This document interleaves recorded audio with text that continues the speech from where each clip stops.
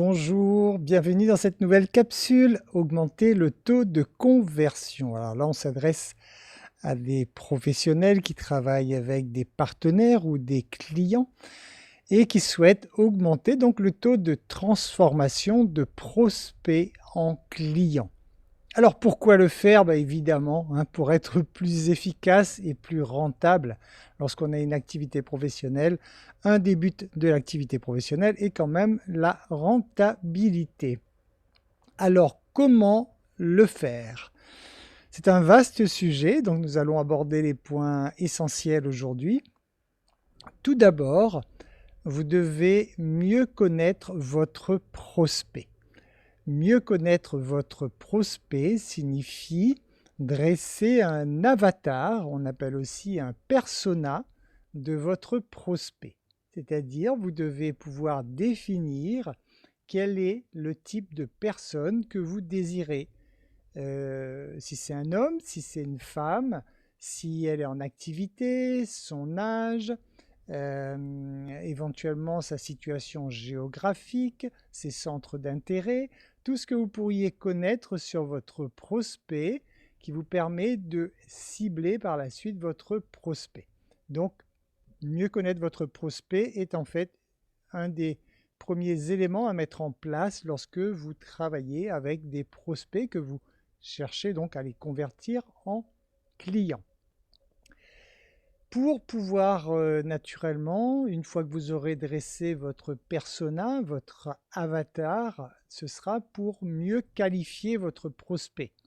Il est évident qu'il est plus facile de qualifier un prospect lorsque vous le connaissez, lorsque vous avez déjà défini quel est le prospect qui répondra le mieux aux produits que vous avez à présenter ou à vos services naturellement. De façon générale, comprenez que d'aller faire une publicité, par exemple, grand public, vous allez vouloir toucher tout le monde. En fait, vous allez gaspiller énormément d'énergie parce que dans ce tout le monde, il y a des gens qui, de toute façon, ne seront jamais intéressés par ce que vous proposez. Et c'est pour éviter cette déperdition d'énergie, justement, qu'il est important de qualifier votre prospect une fois que vous l'avez identifié à travers votre persona. Vérifiez également donc que votre prospect a le pouvoir de décision. Si vous cherchez à transformer un prospect en client et que celui-ci n'a pas le pouvoir de décision, vous ne pourrez jamais le faire malgré tous les arguments que vous pourriez sortir. Donc c'est pour cela qu'il est recommandé souvent dans les marketing de réseau ou autres d'ailleurs, toute forme de vente, d'avoir si possible le couple lorsque c'est quelqu'un qui vit en couple, d'avoir dans la mesure du possible les deux pour être certain que si jamais la personne à qui vous vous adressez n'est pas le décideur, que vous puissiez avoir donc l'approbation de la personne qui décide. Et d'ailleurs, dans ces moments-là, l'argumentaire devra porter uniquement envers cette personne, naturellement, envers le décideur. C'est bien que une des deux personnes soit super emballée, mais si ce n'est pas elle qui décide, ça ne changera rien du tout à la finalité. Donc veillez effectivement à avoir toujours quelqu'un qui a le pouvoir de décision présent, et c'est donc avec cette personne essentiellement que vous allez orienter votre, euh, votre, euh, votre argumentaire. Alors soyez quand même prudent là-dessus, ne vous trompez pas. Ça me fait penser à une anecdote. Il y a fort longtemps, lorsque je travaillais en famille dans le bâtiment, on travaillait pour un gros client et en fait, ce gros client nous faisait complètement confiance, même si c'était lui le signataire officiel et c'est lui qui prenait officiellement quand même les décisions. De toute façon, ça lui appartenait. Mais comme il nous faisait complètement confiance, il nous demandait toujours notre aval avant de conclure quoi que ce soit avec un fournisseur. Et je me rappelle justement de cette fois où un fournisseur vient donc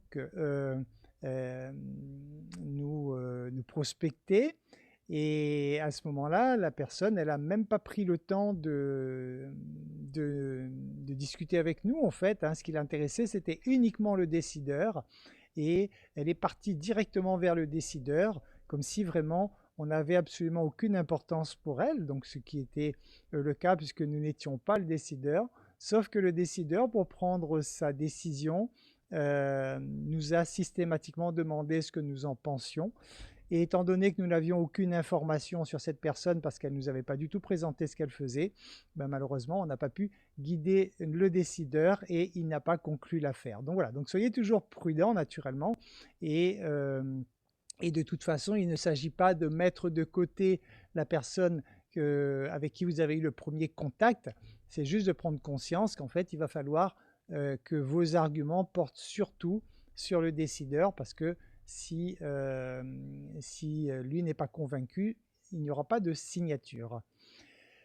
Pensez que pour transformer des prospects en clients, le point essentiel demeure toujours de mettre en place une relation de confiance. Tout est basé sur la confiance. Il n'y aura aucune signature s'il n'y a pas une confiance de votre prospect. Donc c'est à vous de voir par quels moyens vous instaurez cette confiance.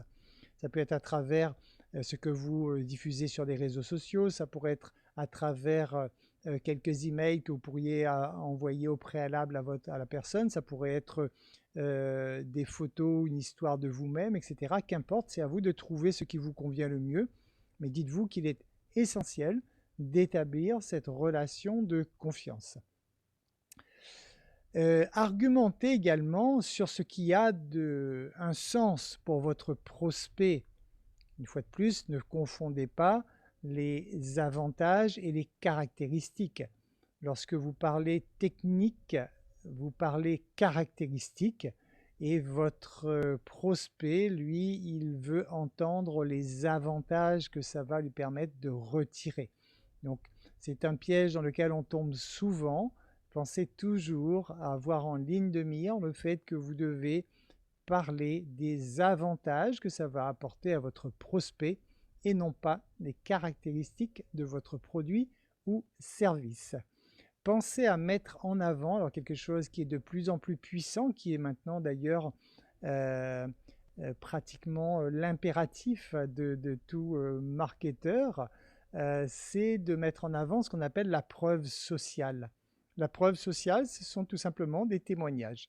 Donc si dans votre business, vous avez déjà des clients ou des partenaires qui vous ont fait confiance et qui sont satisfaits de cette confiance qu'ils vous ont accordée, avoir un témoignage vidéo si possible, hein, c'est beaucoup mieux. Avoir un témoignage vidéo de ces personnes est toujours beaucoup plus fort que si vous cherchiez vous-même à argumenter que ce que vous êtes en train de proposer est quelque chose de bien. Donc pensez vraiment au témoignage de vos partenaires qui peuvent attester qu'ils sont heureux de vous avoir suivi et qui peuvent confirmer en tout cas que leur vie a réellement changé depuis qu'ils vous connaissent par rapport aux informations que vous leur avez apportées. Pour transformer davantage de prospects en clients, il faut naturellement penser à le relancer régulièrement. Donc, suivez vos prospects.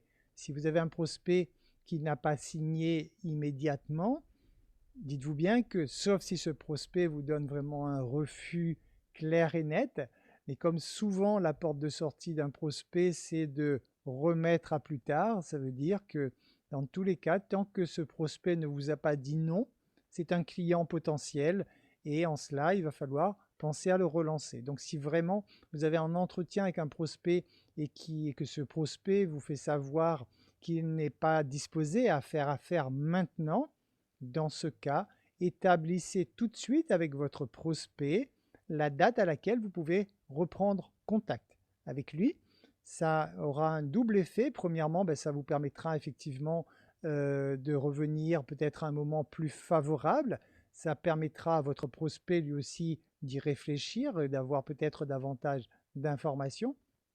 Et en même temps, donc, ça permet vraiment à votre prospect. Voilà, il y a une troisième chose qui m'échappe en fait. Il y en a une troisième qui m'était venue en cours de route, mais elle est repartie et je l'ai perdue. Donc on va rester déjà sur ces deux avantages de pouvoir relancer. Oui, voilà, cette troisième chose que je voulais dire, c'est que ça permettra en même temps à votre prospect de mesurer votre sérieux, puisque si vous avez noté que vous devez l'appeler dans 15 jours ou à une date précise et que grâce à une bonne organisation, vous le faites vraiment à la date voulue, tout de suite, ça va déjà instaurer cette confiance que ce prospect peut vous faire confiance parce que vous êtes quelqu'un de parole.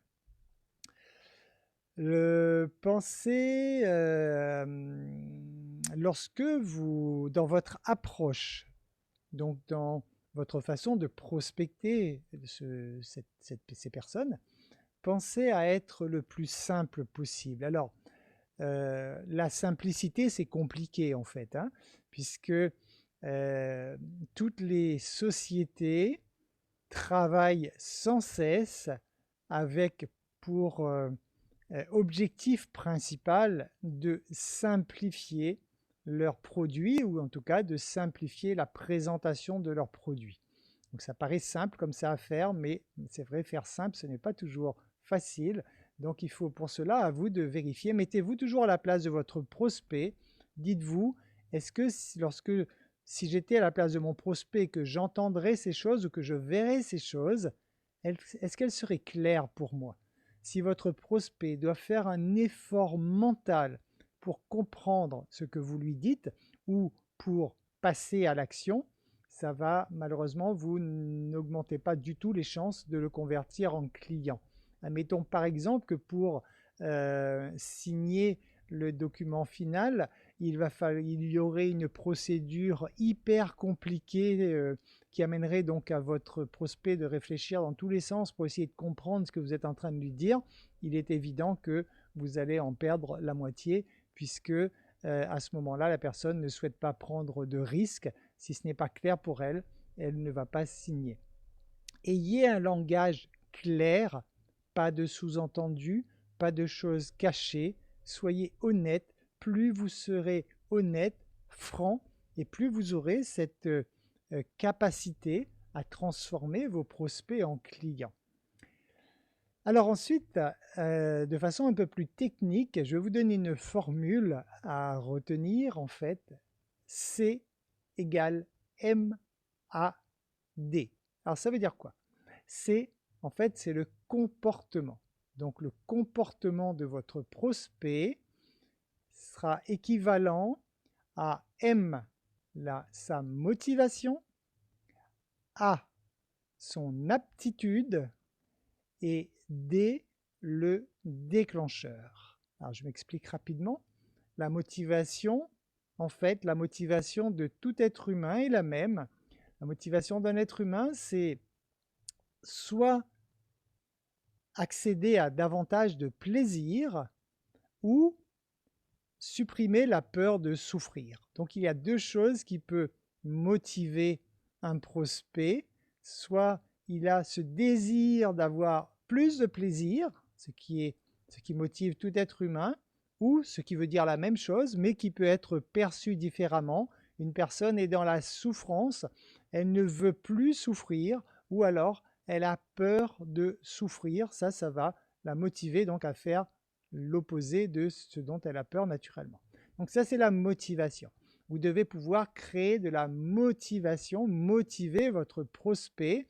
Il faut qu'il ait un avantage naturellement à signer avec vous. Donc cet avantage sera effectivement que votre solution apportera davantage de plaisir dans sa vie ou l'empêchera de souffrir encore davantage ou de nouvelles souffrances. Ça l'évitera donc de souffrir. L'aptitude, c'est en fait justement mettre en place des conditions qui font que l'accès à votre produit ou service est le plus simple possible. Donc simplifier la façon dont il va pouvoir devenir client ou partenaire avec vous. Il faut que ce soit très simple pour lui, sans toutefois bousculer ses habitudes. C'est-à-dire qu'il est, lorsqu'on est ancré dans des habitudes, on se sécurise. Donc lorsque votre prospect, s'il a des habitudes actuelles, et que vous cherchez à le sortir directement, complètement de ses habitudes, il va y avoir un moment une sensation de perte de contrôle et votre prospect, à un moment, il aura cette sensation de manquer de sécurité et soit il fera marche arrière, soit il va refuser votre proposition parce que vous le déstabilisez de trop. Hein. Donc, veillez à ce qu'il puisse rester ancré dans ses habitudes tout en lui proposant donc davantage de confort dans sa vie. Donc évitez en tout cas d'avoir à tout remettre en cause parce que là, vous risquez de perdre votre prospect. Et le déclencheur, c'est la confirmation de votre offre tout simplement. Hein. Si vous faites un super travail de prospection, un très très bel argumentaire et qu'à la fin de cela, vous ne dites pas à votre prospect tiens, c'est là qu'il faut signer si ça te plaît, ça n'aura servi à rien en fait. Hein. Votre prospect, il était prêt à vous suivre, mais si le déclencheur n'est pas là, c'est-à-dire si vous ne lui proposez pas ouvertement comment faire là concrètement pour accéder pour devenir partenaire ou client chez vous, il ne se passera rien naturellement. Donc pensez au déclencheur parce que quelquefois, certaines personnes se disent j'ai tellement bien argumenté que ça viendra tout seul. Et non, ça ne viendra pas tout seul. Hein. Si vous ne dites pas à la personne comment faire pour adhérer, elle ne pourra pas adhérer tout simplement. Pensez à la question magique. Alors la question magique concernant vos clients, ce sont des questions que vous devez vous poser. Enfin, c'est la question que vous devez vous poser naturellement en amont lorsque vous êtes dans une phase de réflexion, c'est pourquoi. Pourquoi est la question de base, parce que pourquoi va faire relever justement la source de motivation de cette personne. Alors en fait, le patron de Toyota estime, en tout cas c'est ce qu'il a mis en place chez Toyota et ça a été repris maintenant par de très nombreuses entreprises, c'est que le pourquoi, vous devez vous poser cette question 5 fois. 5 pourquoi. Alors je vais vous donner des exemples, mais naturellement les réponses et même les questions, ce sera à vous de les adapter naturellement par rapport à votre activité, par rapport à vos connaissances de votre marché, de votre métier. C'est juste un exemple que je vous donne. Alors, par exemple, donc la première question, c'est le premier pourquoi que vous pourriez vous poser, c'est tout simplement pourquoi nos partenaires ou clients utiliseraient-ils nos services? Pourquoi mes futurs partenaires utiliseraient-ils les services que j'ai à lui proposer? C'est la première question, le premier pourquoi. On pourrait dire que dans le cas d'un marketing de réseau qui travaille dans le domaine de la santé, par exemple, la réponse pourrait être, je dis bien pourrait être, à prendre avec un gros bémol, puisque c'est à vous de définir cette réponse, ça pourrait se dire que la réponse pourrait être pour faire partie d'un réseau performant dans le domaine de la santé. Voilà. Pourquoi ce partenaire serait prêt à signer avec moi? Parce que ça lui permettrait d'être dans un réseau important dans le domaine de la santé. Le deuxième pourquoi, c'est pourquoi le ferait-il? Pourquoi ces futurs partenaires, pourquoi ils feraient cela? En fait, s'ils veulent entrer dans un marketing où il y a dans le domaine de la santé, ça pourrait être, entre autres, comme il s'agit d'un marketing en même temps, pour améliorer leurs conditions de vie. Le deuxième pourquoi pourrait être donc que c'est pour améliorer leurs conditions de vie qu'ils seraient prêts à entrer dans un marketing de réseau. La troisième question, le troisième pourquoi y tiennent-ils? On pourrait se dire, peut-être que, en fait, s'ils veulent absolument le faire, c'est parce qu'ils pensent que ça leur permettrait de s'épanouir davantage. Donc là, vous avez votre troisième pourquoi, pour s'épanouir davantage. Mais pourquoi faire? Ça sert à quoi de s'épanouir davantage? Vous voyez, à chaque fois, vous creusez la réponse. Pourquoi faire? Ça pourrait être, par exemple, pour se sentir libre. C'est dire que s'épanouir davantage, c'est pouvoir ressentir davantage de liberté, liberté dans l'organisation de son temps, liberté financière, liberté de façon générale dans sa vie. Donc, le quatrième pourquoi, ça pourrait être celui-ci, donc pour se sentir libre. Et là, le dernier pourquoi, le cinquième, pourquoi se soucient-ils de se sentir libre? Pourquoi c'est un souci pour eux de se sentir libre? Et là, vous pourriez dire, par exemple, que lorsqu'ils ne se sentent pas libres, ils pourraient tomber malades. Donc pour ne pas tomber malade, ça pourrait être une motivation pour ne plus souffrir, souffrir de manque d'argent, souffrir de manque de temps, souffrir d'être d'une hiérarchie, ce genre de choses. Donc là, ça veut dire que la motivation de votre prospect pourrait être justement de ne plus souffrir. Et là, vous êtes sur une motivation forte. Ça pourrait être également, une motivation pourrait être pour ne plus être dépendant des autres ou du système, etc. etc. Donc, c'est en grattant jusque-là, lorsque vous avez obtenu des réponses à vos 5 pourquoi, c'est là que vous avez vraiment dans les mains une trame importante, très importante, que vous allez pouvoir vous servir pour appuyer tout le développement de votre entreprise. Pensez-y, c'est un peu barbant à faire, c'est un peu saoulant parce qu'on n'a pas toujours les réponses immédiates, mais c'est extrêmement important pour clarifier votre stratégie de communication, votre stratégie d'évolution, tout simplement. Voilà pour les pourquoi. Ensuite, on revient donc pourquoi cette fois, comment transformer vos prospects en clients en restant connecté naturellement avec vos prospects. Alors à travers le téléphone, le SMS, un autorépondeur, bref, quelle que soit la méthode que vous utiliseriez, il est extrêmement important de rester connecté à votre prospect, qu'il ait régulièrement des nouvelles de vous, que vous puissiez lui donner régulièrement des informations qui pourraient améliorer sa vie, comme des informations sur des produits ou autres. Donc que vous soyez en tout cas connecté à votre prospect. Ça pourrait être l'inscription de vos prospects dans un groupe privé Facebook dans lequel vous allez pouvoir régulièrement faire passer des messages ou même poser des questions de temps en temps, etc. Ce qui compte, c'est garder le contact avec votre prospect. Pensez également à surprendre votre prospect. Et le surprendre, c'est dans l'innovation, une nouvelle façon de faire, tout en respectant ses habitudes bien ancrées, mais trouver quelque chose d'innovant. Il a été prouvé, les chercheurs ont fait beaucoup d'études, d'abord en laboratoire et après sur les êtres humains, concernant la stimulation des zones du cerveau lorsqu'il s'agit de nouveautés. L'être humain aime la nouveauté parce que d'ailleurs c'est ce qui conduit à son épanouissement. Alors une nouvelle fois, étant donné que l'être humain est composé de deux parties, son être intérieur et son ego,